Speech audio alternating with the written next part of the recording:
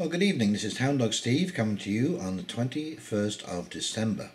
And this, of course, is Solstice, the beginning of Solstice. It is the shortest day of the year.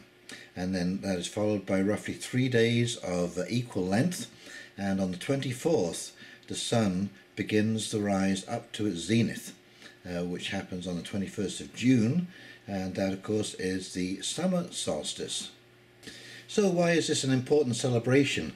Well, just about every culture in the past has celebrated the winter solstice and the summer solstice because they are such turning points in our seasons.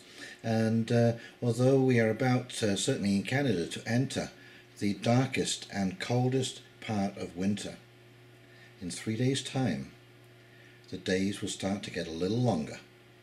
And by around about January the 15th to January the 20th, you're actually starting to notice in the morning it's a little bit lighter and a little bit lighter in the evening. And so that, to be quite honest with you, is how I get through my winter. That and vitamin D. I can definitely praise the use of vitamin D. Now, this is not medical advice, this is anecdotal evidence of the hound dog. Now, I will tell you that my grandparents were Maltese, or my grandmother was Maltese, so I have some Italian heritage in me. So I am a little more dark-skinned than normal, but so I do need a little bit more vitamin D. I tend to not absorb that sunlight quite as readily. But when I was taking even 5,000 units of vitamin D, I was still just about normal.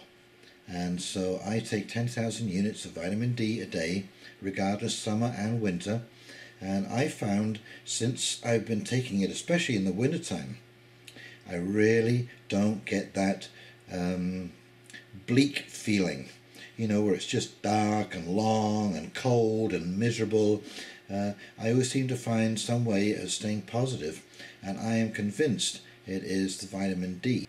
But you can imagine, going back into the past, that you know, when people were living in wooden huts with straw roofs and this kind of stuff, winter must have been a very bleak time of year. Food would have often been scarce. There would have been many illnesses like colds, flu, bronchitis, pneumonia, which would have taken many children and many older people in villages and communities. So yes, it is time for celebration. And we can see how Christmas, or I would imagine it was Christian Mass, is how that word was derived, was a celebration that we'd reached a turning point. Now, having said that, I try not to participate in the whole greed thing going on at Christmas time, the frenetic shopping and people doing last minute stuff and just going absolutely crazy out there. I find it kind of interesting that the Romans used to celebrate Saturnalia around this time of year, and it was a celebration of excess, of abundance. And so again, there's this idea of over-consuming and this kind of stuff, over-celebrating, over-drinking, everything to excess. So I find when I do Christmas the way I do Christmas, I get just enough of the whole affair. Most of my gifts tend to be things that I've made myself, grew in the garden.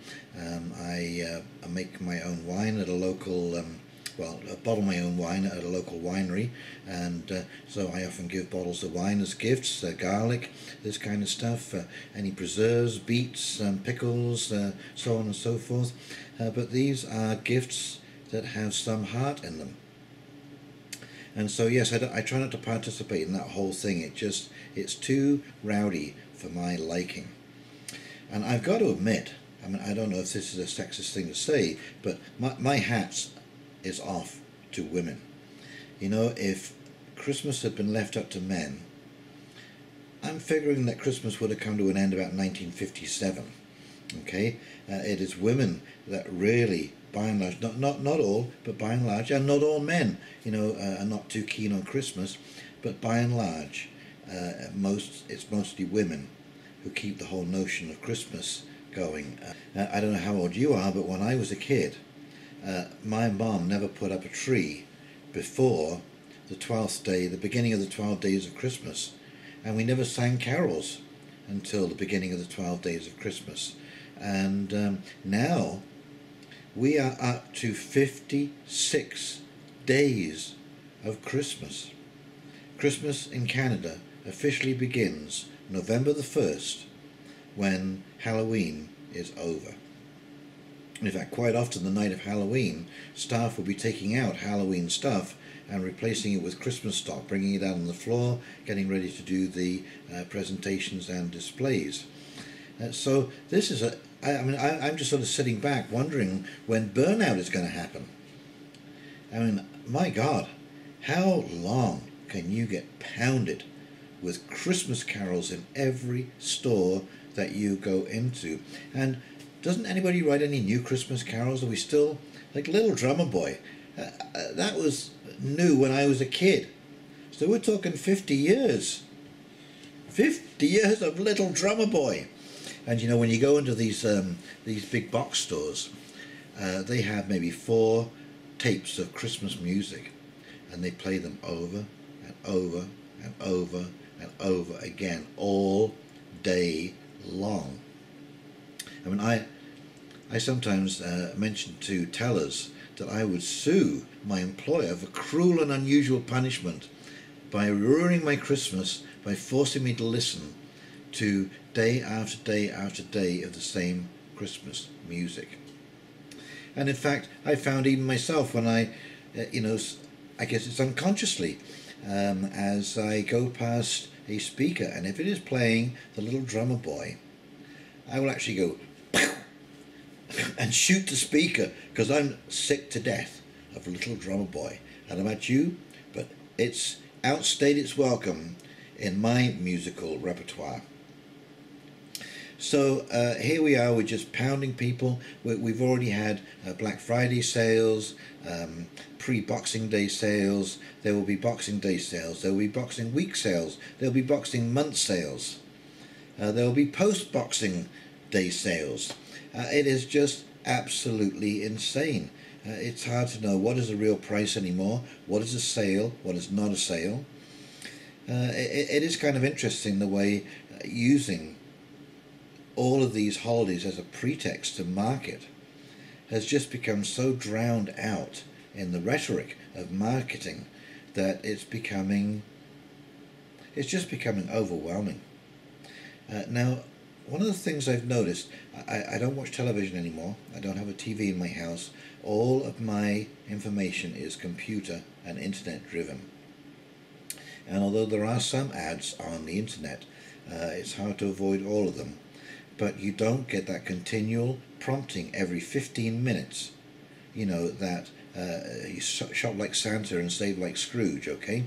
And I found it makes an incredible difference not to have that message being pounded into your brain every 15 or 20 minutes. And even if you go out into the kitchen, you can still hear through the door the music of the carol playing, blah blah blah, whatever it is. And so, you know, they're just throttling this to death. There will be at some point that burnout point. And I thankfully am hearing more and more and more people who are returning to this secret Santa, a secret friend type of thing. You know, families who put all the names in a hat and you pick out one name and that's who you buy for, one gift. Because I think we're moving into a much more minimalistic kind of era. Anyway, that's my take on Christmas. I breeze through. I don't get depressed about the whole thing. I just watch the madness. It's absolutely incredible. I remember hearing a joke about a guy from Alberta who was raised on a cattle farm, and so his girlfriend takes him out Christmas shopping, and of course he doesn't want to go, and he says, you know, when I got into the mall, I thought I was home on the range, because all these guys were going, come on, let's go. Yeah, guys do not want to be in the thick of the shopping. I don't know what it is. As soon as I go Christmas shopping, I get instantly tired. And as I say, even though it is the first day of winter, it is still a time for hope of a new season to come, of a rebirth of all things living. time to shed a skin and move into the new season. Anyway, so I would like to wish you a happy solstice. I hope you have a very pleasant time of year, a safe time of year, and I will be spending some time with my family, with my grandchildren, which is just wonderful. I think this is probably the first time we've all been together, probably in about 10 years or so. The boys have been just all over Hell's Half Acre with girlfriends and so on and so forth, but now they've settled down. And as I say, I have a couple of grandchildren, a little boy and a little girl.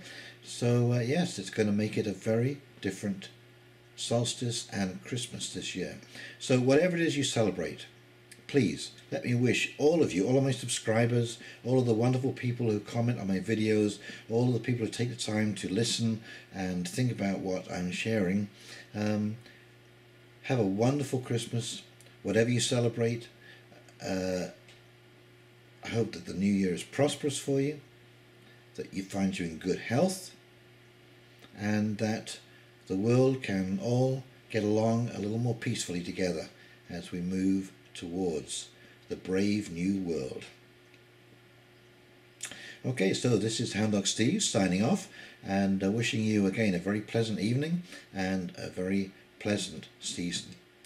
I'll be making a couple of videos over the holidays, so please click on that little bell and you get all the updates, and also like and subscribe below, and we'll talk to you very soon. See you now.